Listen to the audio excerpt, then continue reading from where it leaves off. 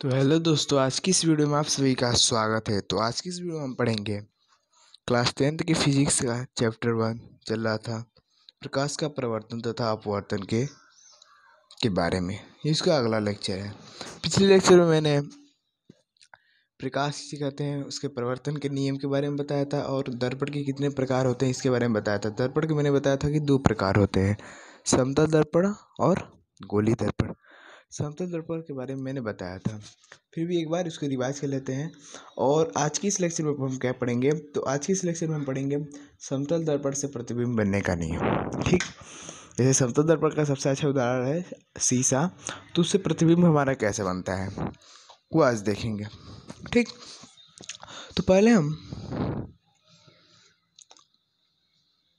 परावर्तन के नियम देख लेते हैं, क्योंकि कितने भी प्रतिबिंब बनते हैं उसमें परावर्तन के नियम जरूर काम करते हैं। तो यहाँ पर हेडिंग दे देते हैं,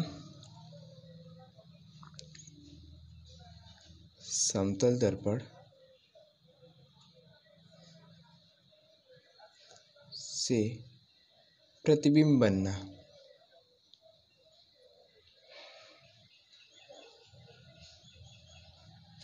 ठीक, तो सबसे पहले क्या करते हैं,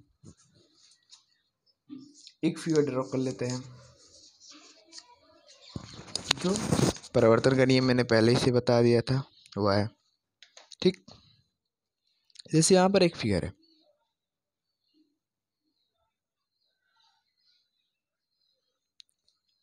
ये इसका पॉलिश किया गया सतह है। ठीक, ये पॉलिश किया और ये खुदरा है। ठीक, तो जब प्रकाश की किरणें इस पर आती हैं, ये मैंने बता चुका है। ठीक, इसको थोड़ा स्ट्रेट ले लेते हैं ताकि देखने में अच्छा लगे।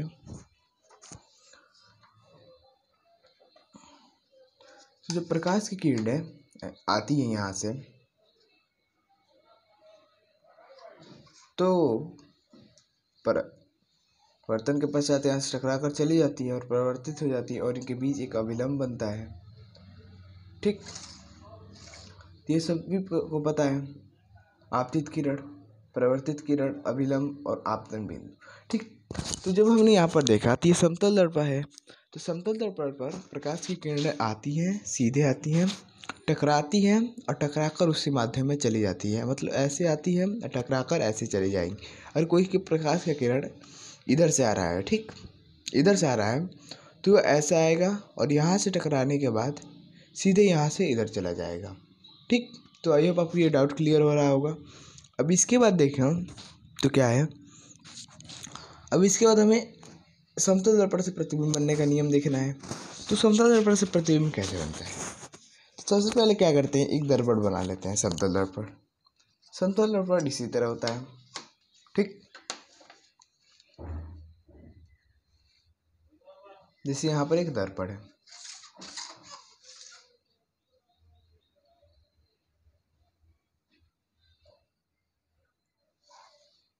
ठीक, अब इसकी एक सतह पर पॉलिश किया गया है।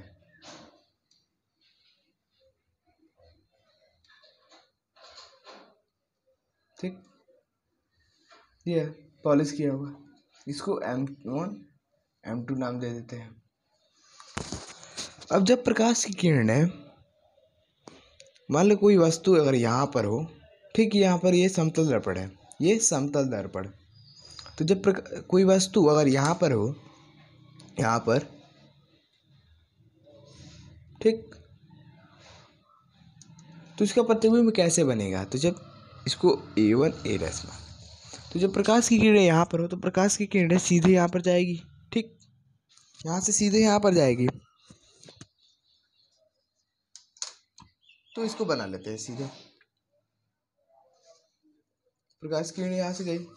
अब उसके बाद देखें हम, तो प्रकाश के परावर्तन के लिए, किसी भी प्रकाश के परावर्तन के लिए 2 किरणों की आवश्यकता होती है, कम से कम 2 किरणों की हमें आवश्यकता होती है। तो एक किरण तो यहाँ पर हो गया और दूसरा किरण एक यहाँ से इस पर ले लेते हैं, ठीक, इसके मध्य बिंदु पर। ठीक, दर्पण के मध्य बिंदु पे एक ले लेते हैं।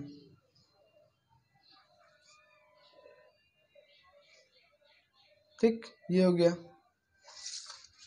अब यहाँ पर देखिए तो यहाँ पर एक कोण बन रहा है, ये यहाँ पर अभिलंब हो गया और यहाँ पर एक कोण बन रहा है। ठीक, यहाँ पर एक कोड बन, तब प्रकाश का परावर्तन जब किरणें यहाँ से टकराई हैं तो परावर्तित होने के बाद इधर से आएंगी, ठीक, और इसी नई डिग्री पर आ जाएंगी। तो हम इसका परिवर्तन कर लेते हैं इतने ही डिग्री पर, ये हो जाएगा कुछ ऐसे, यहाँ ऐसे हो जाएगा, ठीक, थोड़ा ये ज़्यादा हो गया है, ठीक, तो मान लेते हैं, ठीक। अब इसके बाद जब प्रकाश की किरणें यहाँ से आएंगी और टकराकर इधर से चली जाएंगी और ये किरण यहाँ पर जा रही, तो यहाँ पर अगर देखें हम तो किरणें यहाँ पर कभी नहीं मिलेंगी, ये किरण इधर जाती रहेगी, ये किरण इधर जाती रहेगी, मतलब ये किरणें कभी तक अनंत कभी भी नहीं मिलेंगी, ठीक। तो हम जब प्रकाश की किरणों को जबरदस्ती मिलाने का प्रयास करते हैं या मिलती हुई प्रतीत होती है तो उसे हम आभासी प्रतिबिंब मैंने बताया था, ठीक। तो जब प्रकाश की किरणें नहीं मिलती है तो हम उन्हें जबरदस्ती मिलाते हैं, ठीक, मतलब उन्हें हम मिलती हुई प्रतीत करते हैं, ठीक। तो हम इसका कहाँ प्रतिबिंब मिलाएंगे, और यहाँ पर देखें तो ये किरण इधर सीधे इधर प्रतीत होगी, ठीक, इसको डॉट डॉट से करते हैं आभासी प्रतिबिंब को, और ये जो किरण है ये इधर जाती रहेगी, तो ये किरण यहाँ पर आ गई, ठीक, यहाँ पर ये किरण है, तो इस किरण का यहाँ पर प्रतिबिंब बनेगा, इस वस्तु का प्रतिबिंब यहाँ पर बनेगा, इसको बी डैश और इसको बी मान लेते हैं, ठीक, इसको ओ मान लेते हैं पी, ठीक। अब इसके बाद इसके कुछ गुण होते हैं, प्रतिबिंब तो बन गया, ठीक, प्रतिबिंब बन गया, अब इसके बाद इसके कुछ गुण होते हैं, तो वो गुण क्या है, पहला गुण ये है,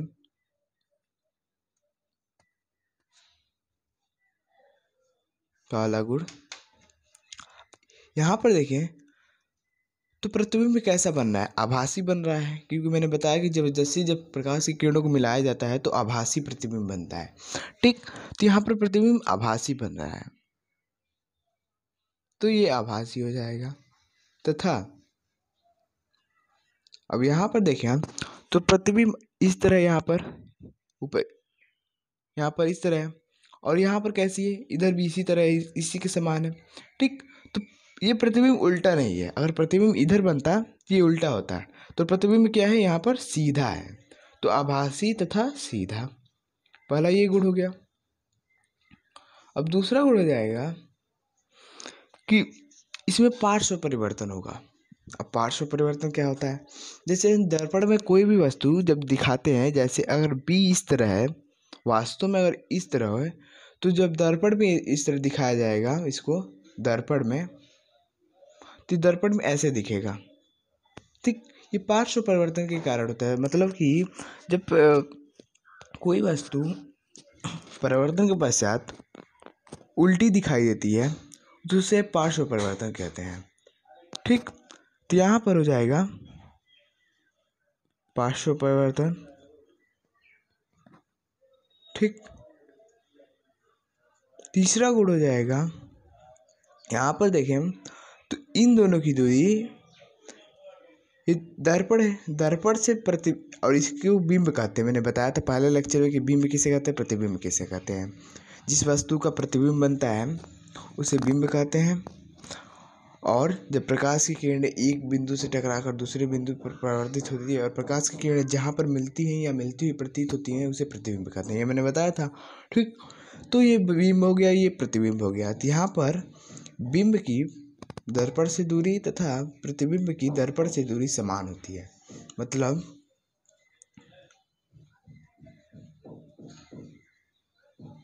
बिंब की दूरी तथा प्रतिबिंब की दूरी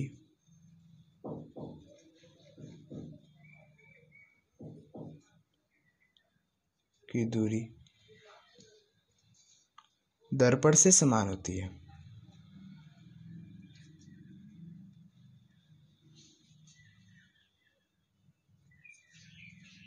ठीक। तो आई होप आपको क्लियर होगा। तो यहीं पर यही था समतल दर्पण से प्रतिबिंब बनने का नियम, ठीक। क्या क्या सीखा हमने आज, समतल दर्पण से प्रतिबिंब कैसे बनता है, हमने इस नियम का प्रयोग किया, यहाँ पर प्रकाश की किरणें टकरा कर आई और यहाँ से चली गई, ठीक। किसी प्रकाश के परिवर्तन के लिए दो किरणों का अधिक से अधिक आवश्यकता होती है, ठीक। एक किरण से हम प्रकाश का परिवर्तन नहीं कर सकते हैं। ठीक, तो यहाँ पर प्रकाश की किरणें आई और टकरा कर इधर चली आई। ठीक, अब जबकि यहाँ पर देखिए तो किरणें कभी नहीं मिलेंगी। ठीक, तो हम किरणों को यहाँ से मिलते हुए प्रतीत करेंगे तो यहाँ पर किरणें मिल रही हैं।